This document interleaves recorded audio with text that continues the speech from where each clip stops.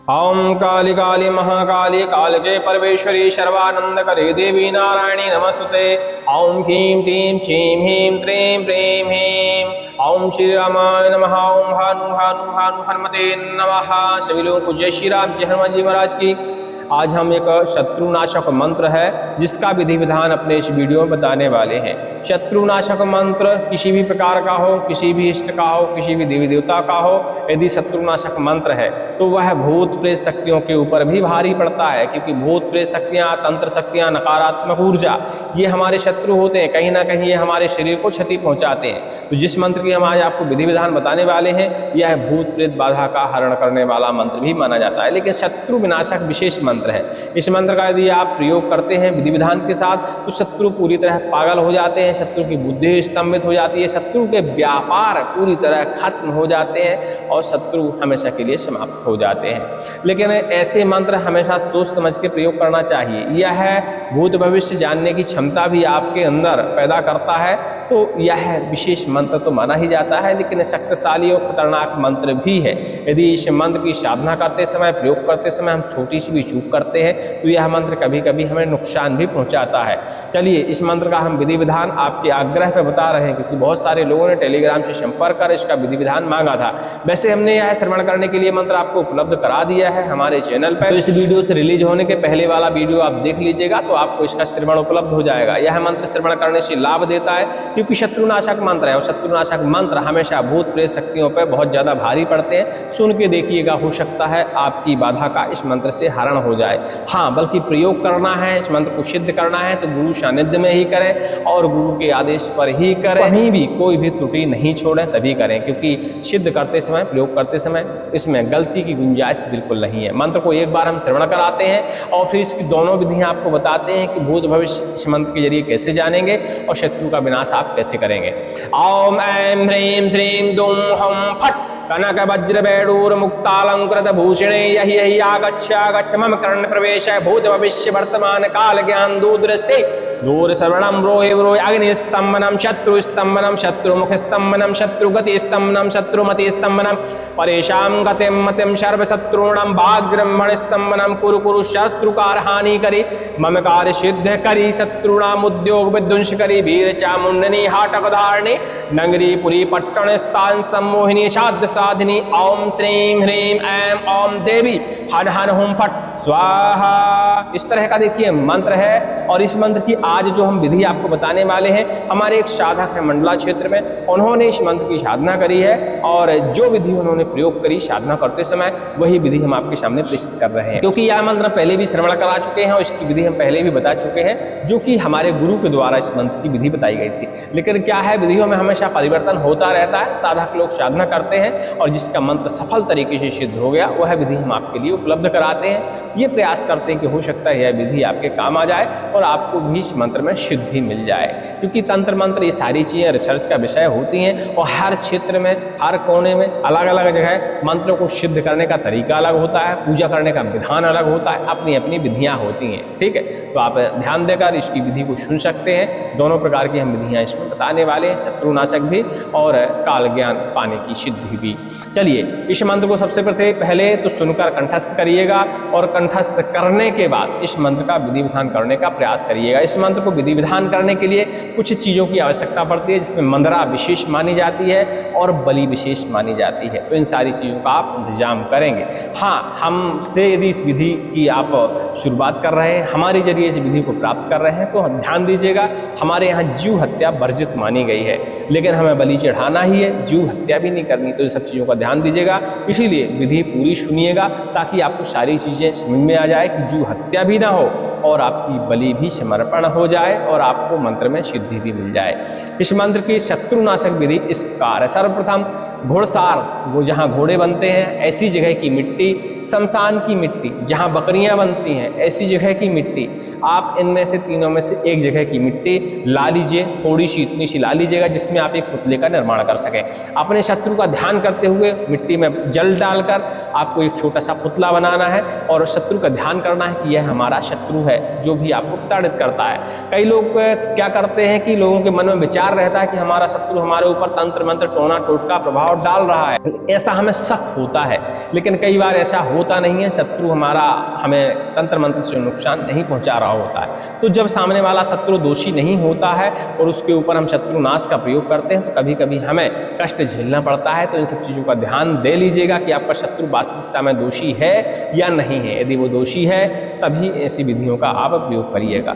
यह विधि शमशान विशेष मानी जाती है, लेकिन कोई व्यक्ति शमशान में नहीं बैठना चाहता, शमशान में इसकी सिद्धि नहीं करना चाहता, तो किसी एकांत स्थान का चुनाव कर सकता है जहां परिवार के सदस्य ना हो, आवाजाही ना हो, किसी की एकदम एकांत स्थान में कर सकता है। इस मंत्र की साधना करने के लिए गुरु सानिध्य विशेष माना जाता है, लेकिन अब गुरु सानिध्य हर किसी को नहीं मिल पाता या हर गुरु ऐसी सिद्धियां नहीं करवा पाते। तो ऐसे में आपको स्वयं ही आपको इस मंत्र की साधना करनी होगी, लेकिन सुरक्षा प्रबंध पूरे करने पड़ेंगे, जैसे कि सुरक्षा घेरा मंत्र, कीलन मंत्र, आसन बंधन मंत्र। इन सारे मंत्रों का अच्छे विधि विधान से आपको प्रयोग करना पड़ेगा।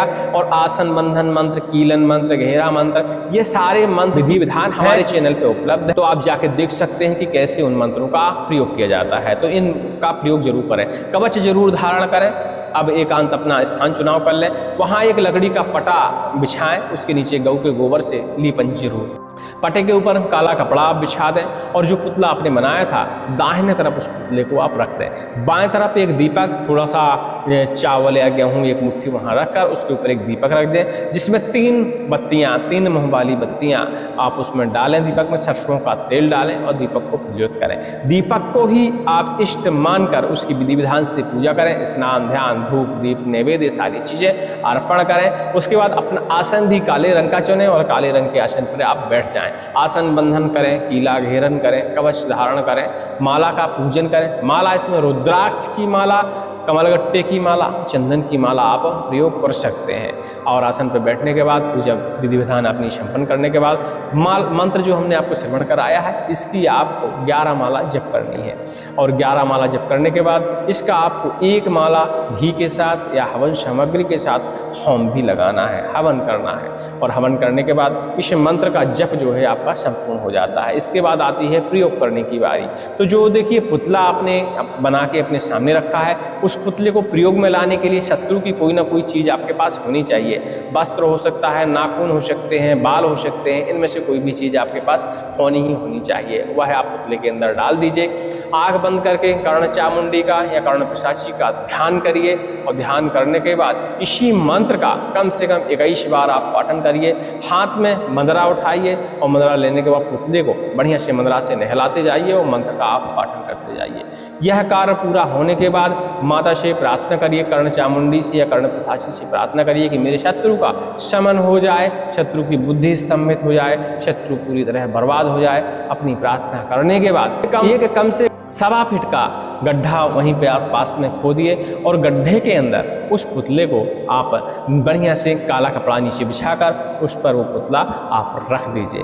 बलि अब आपको अर्पण करनी है, तो बलि अर्पण करने के लिए आप नारियल का, जायफल का, नींबू का और बरिहा यानी पेठा कद्दू का आप प्रयोग कर सकते हैं। ये बलि तुल्य माने जाते हैं, जीव तुल्य इनकी बलि मानी जाती है। तो उसी काले पटे के ऊपर इनको रखिए। सिंदूर, तिलक, हल्दी, इन सारी चीज़ों से उसका विधि विधान से तिलक करने के बाद, पूजन करने के बाद, जल उपल से डालने के बाद बलि के 2 टुकड़े करिए। 2 टुकड़ों में से एक टुकड़े पे बढ़िया से सिंदूर आप लगा लीजिए कटे वाले हिस्से में और उसको आप वहीं पे बढ़िया से अर्पण कर दीजिए। एक टुकड़ा और बचा होगा उस पर भी आप सिंदूर लगाइए, फिर उसके अलग अलग 4 टुकड़े करिए। एक टुकड़ा आप इसी गड्ढे में इस पुतले के साथ रख दीजिए, बाकी बचे टुकड़े आप वहीं आसपास कहीं बिखरा दीजिए, फेंक दीजिए, कोई फर्क नहीं पड़ता। गड्ढे को बंद कर दीजिए और बंद करने के बाद उसके ऊपर एक काली गुंजा का बीज आता है, उस बीज को उसमें बो दीजिए और बंद करके आप चले आइए। थोड़ा सा पानी भी उसके ऊपर डाल दीजिए। जैसे ही काली गुंजा में अंकुर निकलना शुरू होगा उसी तरह आपके शत्रु का विनाश शुरू हो जाएगा। और काली गुंजा का जो बीज डालिएगा बड़ा पुष्ट बीज डालिएगा, 100% उसमें अंकुर निकल ही आना चाहिए। ये आपको ध्यान देना है कि बीज कायदे से रहेगा। तो आप चाहें तो 1, 2, 5 बीज भी उसमें डाल सकते हैं, कोई ना कोई बीज तो निकल ही आएगा, लेकिन दाना पुष्ट दीजिएगा। बस इतना कार्य आपको शत्रुनाश के लिए करना है। अब इस मंत्र को आपको प्रयोग करना है सिद्धि पाने में, जैसे कि भूत भविष्य जानने की आपको सिद्धि चाहिए। तो किसी भी कालाष्टमी महाअष्टमी के दिन से इसकी शुरुआत कर सकते हैं, नवरात्रों में इस मंत्र की शुरुआत कर सकते हैं, दीपावली की रात्रि से इस मंत्र की शुरुआत कर सकते हैं। विधि विधान सेम है, पुतला भर इस्तेमाल नहीं करना है, पटा लगाना है, पटे के ऊपर काला कपड़ा बिछाना है, एक दीपक रख देना है और दीपक में सरसों का तेल डाल देना है। दीपक का विधि विधान से आपको पूजन करना है, आसन ले लेना है, माला हाथ में लेनी है और इस मंत्र को आपको लगातार 41 दिन तक जपते रहना है, प्रतिदिन 11 माला। क्योंकि काल ज्ञान और भूत भविष्य जानने की शक्तियाँ वाली सिद्धियाँ जो होती हैं लंबे समय की होती हैं, एक दिन में उसमें कुछ नहीं होता। कोई भी कहे कि एक दिन में ऐसा हो जाएगा, मैं नहीं मानता कि एक दिन में ऐसी कोई सिद्धि मिल सकती है। 41 दिन तक लगातार इस मंत्र का आपको 11 माला जाप करना है। जब आपके 41वां दिन पूरा हो जाए तो ध्यान देना है कि टोटल काउंटिंग करने के बाद 10% आपको हवन करना है। इसी बीच कोई लक्षण आपको मिल जाएगा या हो सकता है 41 दिन के बाद आपको लक्षण प्राप्त हो और आपको धीरे धीरे सारी चीज़ों का एहसास होने लगा। जिसके बारे में आप विचार करेंगे उसके बारे में अपने आप ही दिमाग में या कान के माध्यम से आपको पता चलने लगेगा, या तो आपके कान में कोई बोलेगा या आपके दिमाग में वो चीज़ें गूंजने लगेंगी कि इसके बारे में ये है, इसकी समस्या ये है, इसका नाम ये है, पता ये है। ये सारी चीज़ें अपने आप ही होने लगती हैं। सावधानी से कर्णप्रसाची के मंत्र की साधना करनी चाहिए। जितना यह लाभ देता है, जितना अच्छा मंत्र है, उतना खतरनाक मंत्र भी है। कर्णप्रसाची के मंत्र यदि विकृत होते हैं तो समझ लीजिए कि बहुत ज़्यादा क्षति पहुँचती है। सर्वप्रथम तो हमारी बुद्धि खराब हो जाती है। तो ऐसे में इन सब चीज़ों का आपको ध्यान रखना है। कर्णप्रसाची के मंत्र बलि प्रधान मंत्र माने जाते हैं, तो जब भी आपकी पूजा संपन्न हो बलि जरूर अर्पण करें और सात्विक बलि अर्पण करनी चाहिए। जीव हत्या हमें नहीं करनी चाहिए। इन सब चीज़ों का आपको ध्यान देना है। कवच, कीलन और आसन घेरा, आसन बंधन मंत्र, इनका प्रयोग करना तो कतई बिल्कुल भूलिएगा नहीं, क्योंकि ये बहुत जरूरी है। और आसन, कीलन, इन मंत्रों को पहले ही आप सिद्ध कर लीजिएगा इस मंत्र की साधना करने से पहले, क्योंकि ऐसे मंत्रों की साधना जब करते हैं तो सिद्धित मंत्र ही कार्य आते हैं, सिद्ध मंत्र ही हमारी सहायता करते हैं। ऐसा नहीं कि 1-2 बार पढ़ लिया, 5 बार पढ़ लिया और काम हो गया, तो ऐसा नहीं करना है। मंत्रों को पहले शुद्ध करना है, फिर इन मंत्रों का प्रयोग करना है, तभी आपको लाभ मिलेगा। अब कई लोग कहेंगे कि इतनी लंबी विधि है कौन करेगा, तो भैया आसानी से यदि सबको सिद्धियाँ मिल रही होती तो हर चौथे घर में एक काल ज्ञान व्यक्ति होता, हर चौथे घर में एक तांत्रिक होता, हर व्यक्ति के पास सिद्धियाँ होती। तो सिद्धियाँ देखिए मुश्किल से मिलती हैं, मेहनत हमें करनी पड़ती है, त्याग करना पड़ता है और बहुत सारी चीज़ें करनी पड़ती हैं जो आम आदमी के बस में नहीं है। जब दृढ़ संकल्प हो जाए, दृढ़ निश्चित हो जाए, तभी आप ऐसी साधनाएँ कर सकते हैं। सभी को जय श्री राम। जय हनुमान जी महाराज की मंत्र डिस्क्रिप्शन में हम लिख देंगे, तो चेक कर लीजिएगा और अधिक जानकारी के लिए टेलीग्राम में संपर्क लीजिएगा। इस मंत्र की साधना करने से पहले किसी न किसी गुरु से सलाह अवश्य लीजिएगा और सही ढंग से सलाह लीजिएगा। कोशिश ये करिएगा कि गुरु सानिध्य में ही यह क्रिया कर पाएँ, क्योंकि हमने मंत्र के विधि के बीच में ही कई बार बताया कि यह मंत्र बहुत ज़्यादा खतरनाक मंत्र माना जाता है। हाँ, इस मंत्र को श्रवण करने में कोई दोष नहीं है, श्रवण आप कर सकते हैं। श्रवण करने से 2 से 5%, 10% तक लाभ होता है, तो आप उस लाभ को ले सकते हैं।